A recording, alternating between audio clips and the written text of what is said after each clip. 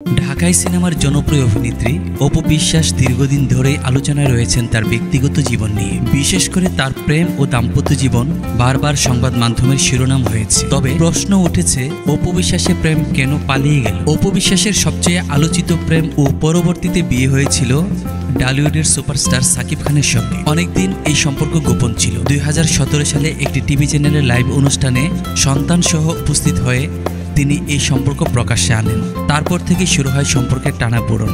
সাকিব খান এই প্রকাশ্যে আসার বিষয়টি ভালোভাবে নেননি বলে ধারণা করা হয়। এরপরেই শুরু হয় দূরত্ব এবং শেষমেশে 2018 সালে তাদের বিবাহ বিচ্ছেদ ঘটে। তবে এর বাইরে নতুন করে অপুর প্রেমের খবর বাতাসে ভাসার কারণ এক টিভি অনুষ্ঠান। বাংলা টিভির এক সেলিব্রিটি টক শোতে অপুকে প্রেম নিয়ে প্রশ্ন করা হলে তিনি বলেন, হ্যাঁ, এক সময় প্রেম করেছি, বিয়েও করেছি, ক্যারিয়ারের স্বার্থে তা গোপনে রেখেছি, কিন্তু এখন আর এসব নিয়ে চিন্তা নেই। তিনি আরো বলেন, কিছুদিন আগে মা মারা গেলেন, একা বাচ্চা মানুষ করা অনেক কষ্টের, তাই এসব প্রেমের চিন্তা আর প্রেম দুটোই পালিয়েছে।